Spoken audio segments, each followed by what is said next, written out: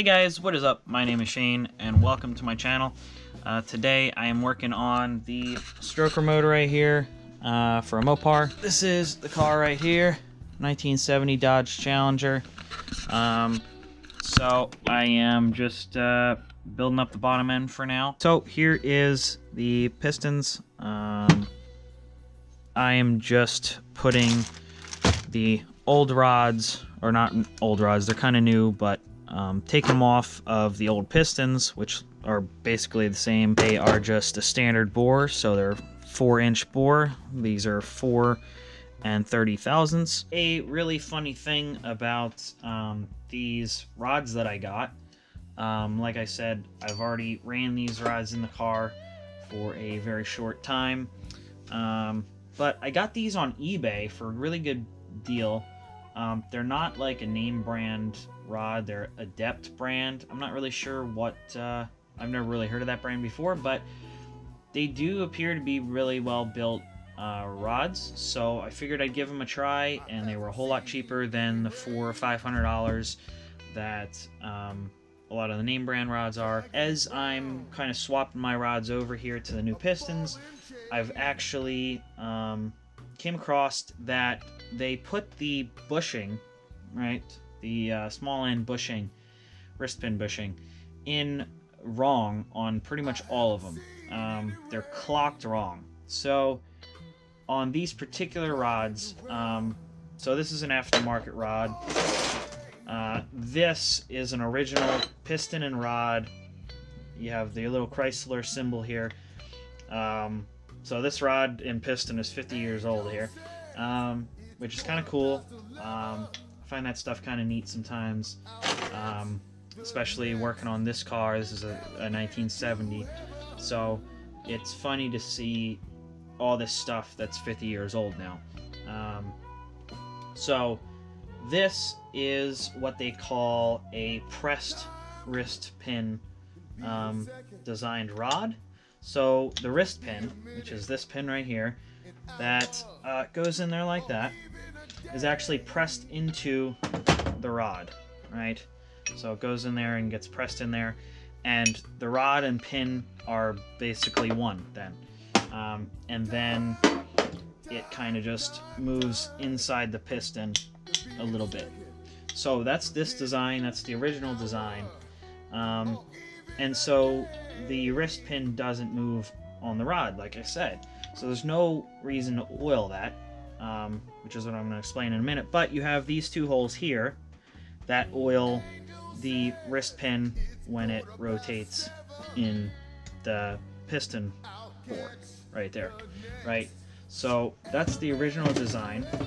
I'll come back to that just to show you guys the old and new in a minute, just because it's a little interesting. But so this is the new rod, and like I said, the pin goes on there, and the pin actually, I don't want to put it in there now, but the pin actually moves inside this bore on the end, and also inside the piston, which would be called a floating wrist pin design rod. So since it does move in here, it needs a little bushing, and oil needs to get in here somehow. So they have two little oil holes here, one on each side, just so that oil gets shot up in there and just goes in there. Just a little bit of oil just to help it along, basically.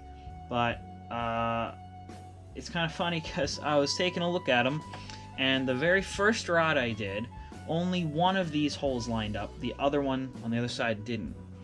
And this is my fourth one so far, checking them out. And none of the ones since, other than that one hole in that first rod, line up. They're all clocked wrong. So it's just, it's a quality control issue for the manufacturer of this particular rod.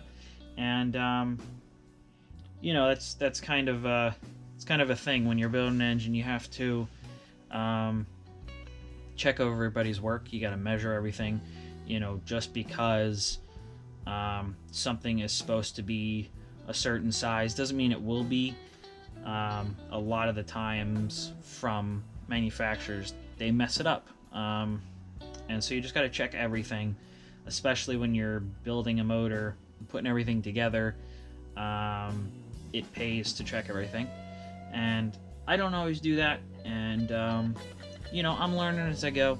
So this isn't the biggest issue in the world, but I did notice it, and I am since then drilling out each of the 2 oiling holes on either side of this rod, all these rods. So these rods actually go on a certain way on these particular pistons, and actually pretty much all pistons are kind of directional. So I have to make sure that I put these rods on one way and not the other way.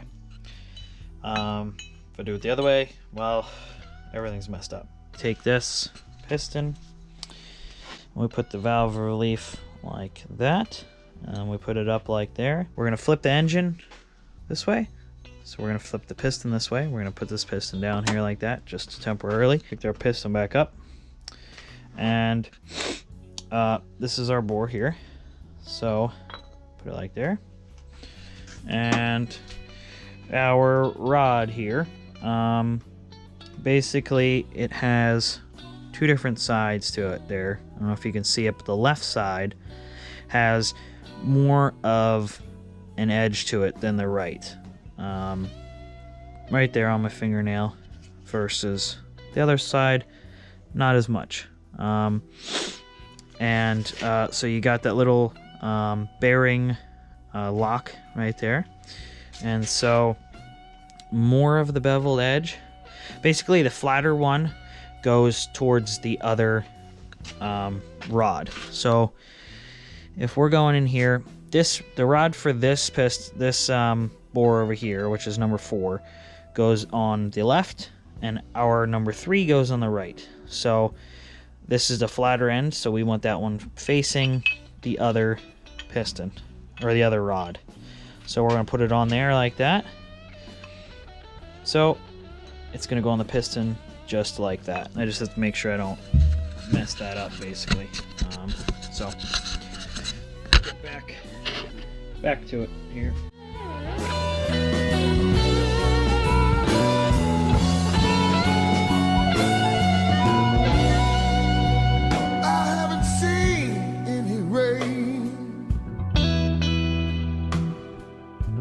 Dragging around a ball and chain.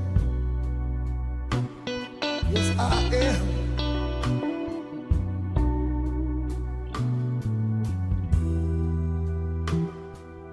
I haven't seen any rain. Dragging around a ball and chain. All right, so pistons are all done and swapped over with the new rods. They all look really good, really awesome, really new, right? So next is the rings, but that'll be a separate video here. Yeah, I think that concludes this video. Subscribe if you want to see part 2. I'm going to do part 2 with the rings, and then putting the pistons in the motor itself, and then that'll complete the crankshaft and piston assembly, pretty much the whole bottom end. After that, it's just the camshaft and the simple little things like the oil pump and oil pan, you know, simple things like that. But so yeah, stay tuned for part 2 of the pistons. If you liked it, give the video a like. Yeah, I'll see you in the next one.